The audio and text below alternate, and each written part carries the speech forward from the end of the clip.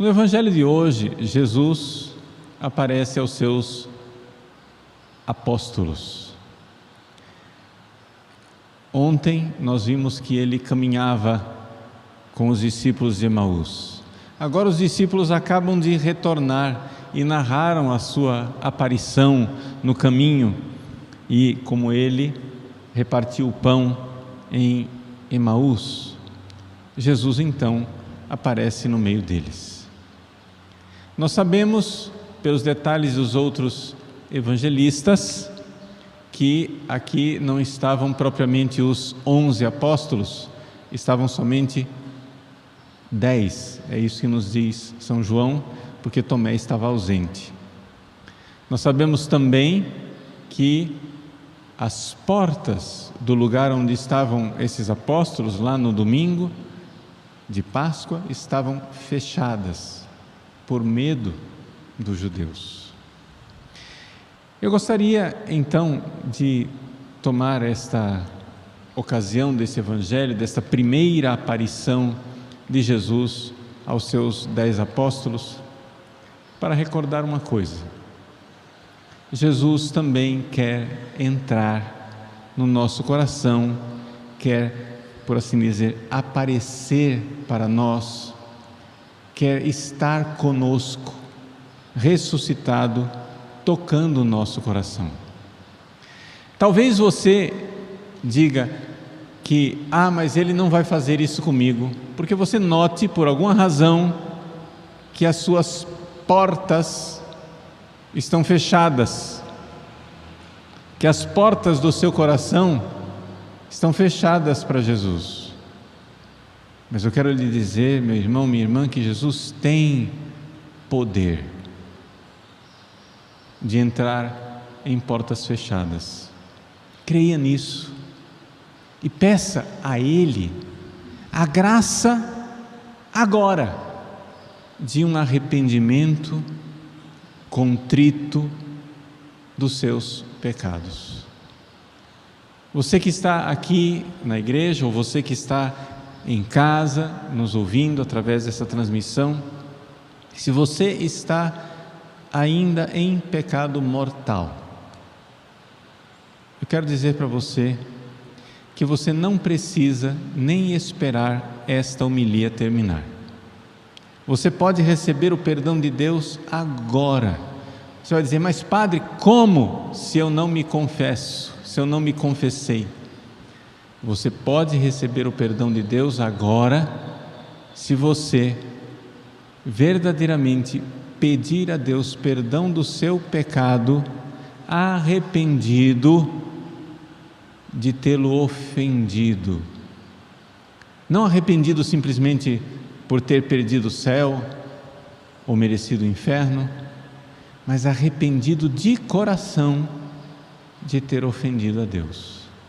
Olhar para o mistério do Cristo na cruz e ver as ofensas, as chagas e as dores que o meu pecado, meu pecador, me confesso a Deus, eu pecador, o que o meu pecado fez e ofendeu a Deus.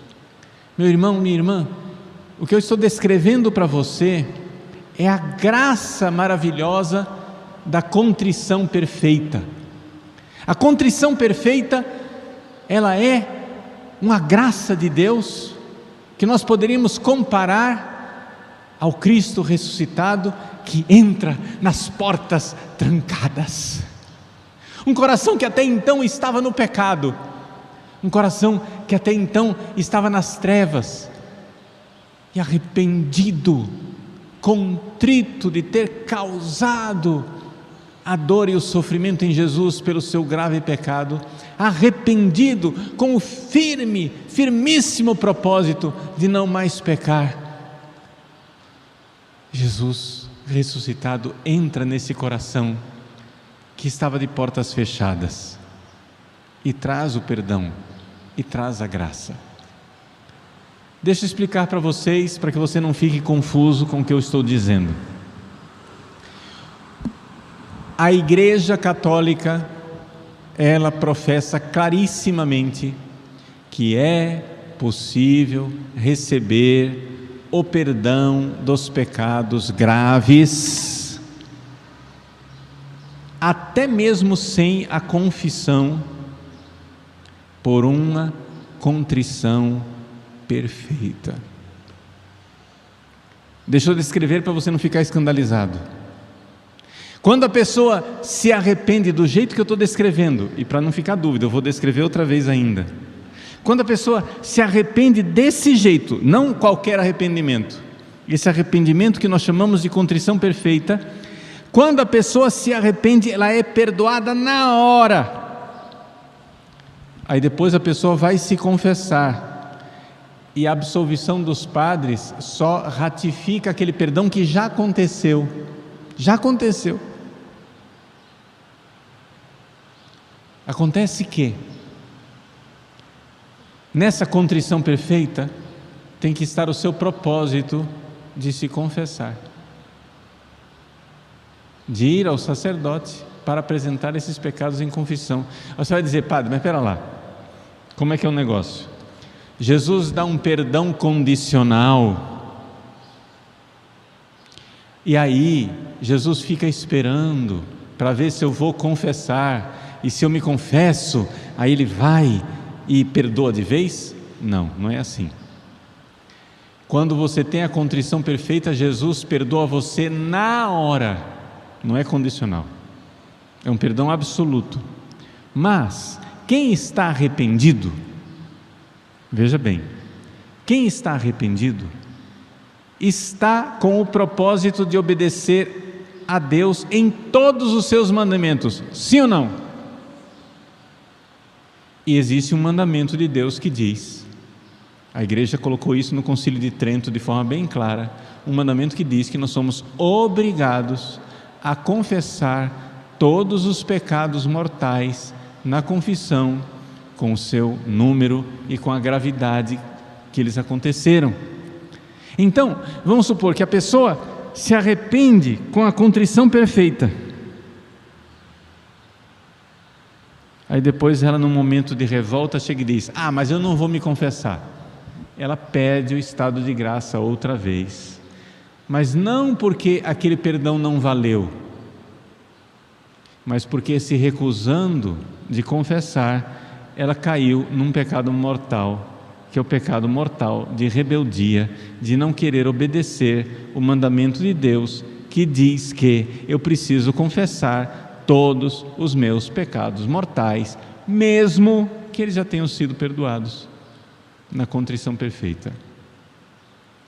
Além disso, é muito importante a gente apresentar os pecados mortais na confissão, porque você pode sempre estar em dúvida que você tenha ou não alcançado a contrição perfeita. Então, vamos entender. A contrição perfeita é uma graça. A pessoa recebe a graça da contrição, do arrependimento perfeito. Dentro desse arrependimento perfeito já está o propósito de se confessar apresentando esses pecados. Naquele momento em que a pessoa se arrependeu, a pessoa é perdoada.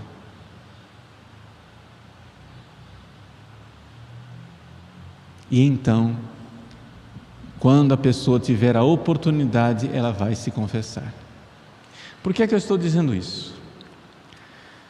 Porque, infelizmente, nestes tempos de pandemia, em muitos lugares, as pessoas não estão tendo acesso ao sacramento da confissão.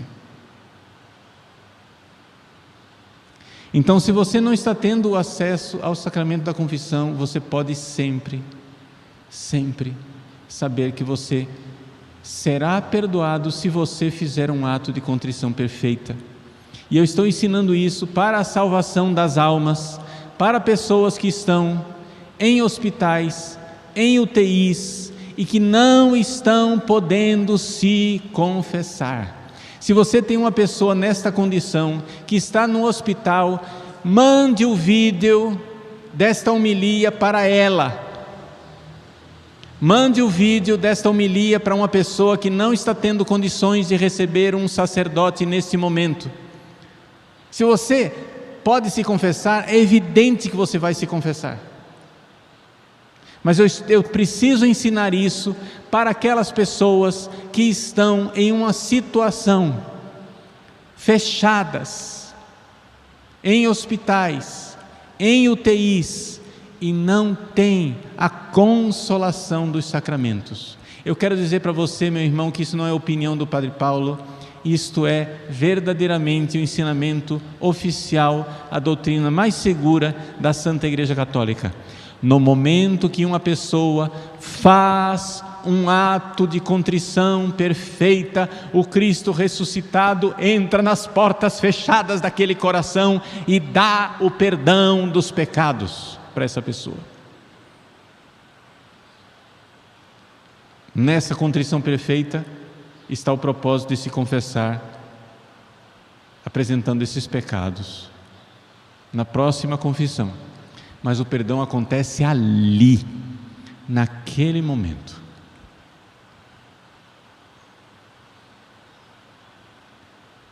Vamos então entender o que é essa contrição perfeita. Quando você está arrependido dos seus pecados, com firme propósito de não mais repetir esses pecados, você se apresenta no confessionário. Mas pode acontecer que as pessoas que vão para o confessionário não tenham uma contrição perfeita. Pode acontecer que as pessoas que vão para o confessionário tenham somente uma contrição suficiente. Uma contrição que não foi perfeita, que não perdoou ainda todos os pecados. Então, o que é que faz a confissão? Pega aquela contrição imperfeita, porém suficiente. A pessoa se arrependeu, porque perdeu o céu, mereceu o inferno, e viu que aquilo lá é contra os mandamentos de Deus. Ela está com propósito, não quer mais ofender a Deus, etc, etc. Então, aquilo lá, o sacramento pega e ergue aquela contrição imperfeita até o suficiente para perdoar. Mas por que é que as contrições são imperfeitas? Porque a pessoa, além de se arrepender de ter perdido o céu, merecido o inferno, transgredido os mandamentos de Deus, perdido o estado de graça, apesar da pessoa ter um firme propósito de não mais pecar, infelizmente, um número grande de pessoas, quando se arrepende, não se arrepende verdadeiramente de ter ofendido a Deus. Aqui que está a coisa da contrição imperfeita. Você enxergar verdadeiramente que ofendeu a Deus, que é tão bom e que é digno de ser amado. Peça a Deus a graça agora. Seja qual for o seu estado, se você está em estado de graça ou não, peça a Deus a graça agora de enxergar com o fundo da sua alma que com os pecados graves você ofendeu a Deus, você cuspiu no rosto de Jesus, que é tão bondoso, e olhe para Jesus, para o rosto ensanguentado dele, o rosto escarrado por você, e diga: Jesus, me perdoa. Como Verônica, pegue um lenço e queira enxugar o rosto de Jesus e dizer: Jesus, eu prometo, eu não vou voltar a vos ofender. Jesus, eu vos ofendi gravemente, eu ofendi vossa santa face com meus pecados. Meu irmão, minha irmã, se você fizer esse exercício espiritual, de rezar e dizer: Jesus, eu vos ofendi, eu quero reparar essa ofensa, eu ofendi a vossa divina majestade, eu ofendi a vossa bondade, eu mereci o inferno, Jesus, mas vós sois tão bom que quereis correr ao meu encontro para me dar o céu de presente. Este arrependimento é a contrição perfeita, e ela abre as portas fechadas do seu coração para que o Cristo ressuscitado toque com a sua graça e lhe dê o perdão e lhe dê o arrependimento. Você então recebe o perdão. O perdão verdadeiramente acontece. Vocês entendam que eu não estou desprezando o sacramento da confissão. E nem estou dizendo para as pessoas que podem se confessar que agora, faça um ato de contrição perfeita e entra na fila da comunhão. Eu não estou dizendo isto. Se você está em pecado mortal, mesmo que você veja que fez uma contrição perfeita, para se aproximar da Eucaristia, procure um sacerdote. Se você tem possibilidade de ter esse sacerdote à disposição. O que eu estou dizendo aqui é algo para ajudar as pessoas que não têm o sacerdote à disposição, e para você que tem o sacerdote à disposição, ficar também com a sua alma em paz. Vamos supor, você pecou de noite, e você vai passar aquela noite aflito, porque pode morrer, e não tem um sacerdote naquele momento. Faça um ato de contrição perfeita. Deus perdoou você. De manhã cedo, vá lá, busque um sacerdote e se confesse. Mas saiba, você já foi perdoado lá quando você fez a sua contrição perfeita. E ao buscar o sacerdote, você está simplesmente sendo humilde e obediente e fazendo aquilo que manda a Santa Igreja Católica, que é que nós temos obrigação, por instituição divina, a obrigação de apresentar os nossos pecados graves na sua quantidade e nos seus agravantes para o sacerdote. Mas aqueles que não têm um sacerdote em qualquer momento, na hora de uma viagem, no momento de um desastre, no momento em que você vê que a morte está ali, como de tocaia, como uma armadilha, pronto para dar a emboscada, pronto para dar o bote, quando você vê a morte às suas portas, e não somente nesses momentos, mas principalmente nesses momentos, faça um ato de contrição perfeito. Jesus, eu vos ofendi. Olhe para o rosto ensanguentado de Cristo, chagado, escarrado, batido, dilacerado. Olhe para a sua fronte coroada de espinhos. Olhe para aquele olhar doce e manso, bendito e misericordioso de nosso Senhor, que quer perdoar e só está esperando que Judas se transforme em Pedro arrependido. Só está esperando que nós nos arrependamos para nos perdoar, para nos dar a graça do perdão. Meus queridos, essa é a ocasião maravilhosa que nós podemos realizar a contrição perfeita. Não é somente arrepender dos pecados por ter perdido o céu e merecido o inferno, por ter desobedecido a Deus simplesmente.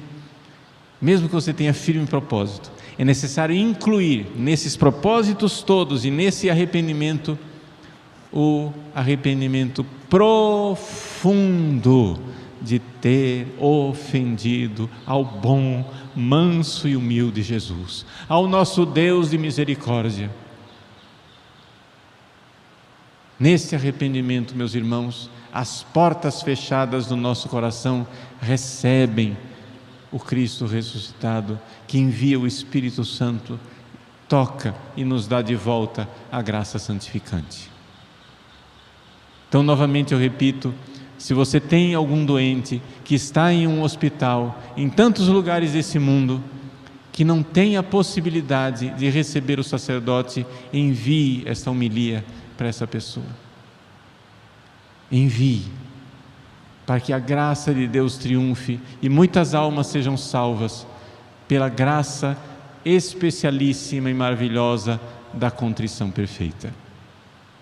Louvado seja nosso Senhor Jesus Cristo.